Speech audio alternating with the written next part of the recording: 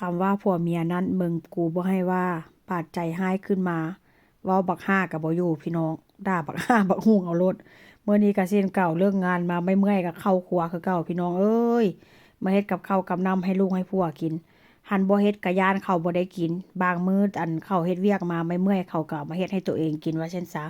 ก็คือว่าหั่นแหละเนาะถ้อยทีถ้อยอาศัยกันผัวเมียพี่น้อง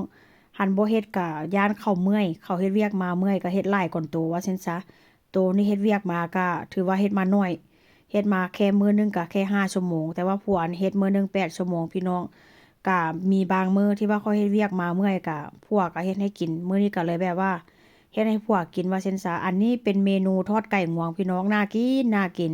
เป็นเมนูที่แบบว่าหมักมาแล้วว่าซั่นซะแล้วมื้อนี้ข้อยก็เฮ็ดลาบหมูพี่น้อง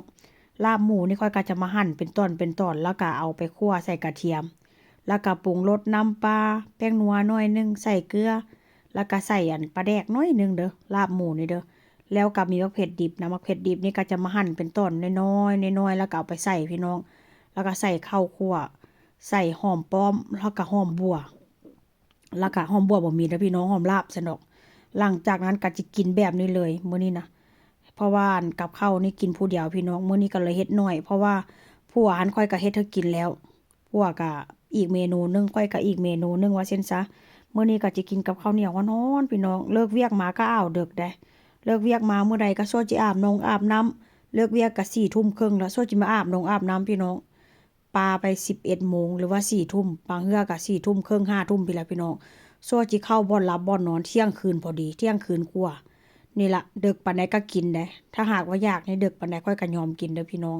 หันบ่กินมันก็บ่มีแหงบางมื้อมาเฮ็ดเวียกเมื่อยมาหลายก็บ่อยากกินหั่นล่ะหันบ่กินก็คือว่าหั่นล่ะเนาะมันสิบ่มีแรงเฮ็ดงานมื้ออื่นหลังจากเฮ็ดลาบหมูแล้วก็สิมาทอดปลานี่ก็อยู่ตู้เย็น2มื้อแล้วเพราะว่าซื้อมาค่อนข้างสดเนาะหันสิจงไว้หรือว่าจิปาไว้อีกหั่นน่ะมันก็ค่อนข้างแบบว่าหลายมื้อมันสิบ่แซ่บพี่น้องถ้าหากว่าปลานี่สดๆมาซื้อมาสดๆแล้วจงหรือว่าเอาไว้ตู้เย็นหลายมื้อนั่นก็ มันค่อนข้างจะบ่แซ่บได้มันค่อนข้างจะจืดคือปลาที่แบบว่าตายแล้วหั่นน่ะพี่น้องตายแบบว่ามันตายด้วยตัวเองหั่นน่ะแล้วเอามาทอดกินนะค่อนข้างบ่แซ่บได้มันบ่เป็นคือปลาที่แบบว่าเราฆ่าแล้วแบบว่ามันมันฆ่าเราฆ่าแล้วมันตายแล้วมาทอดมาเฮ็ดกินมันค่อนข้างจะแซ่บเพราะมันยังสดว่าซั่นซะ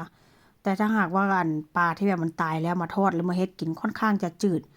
คือว่าหั่นล่ะเนาะคือปลาคือเราแช่ตู้เย็นหลายมื้อมันก็สิบ่แซ่บพี่น้อง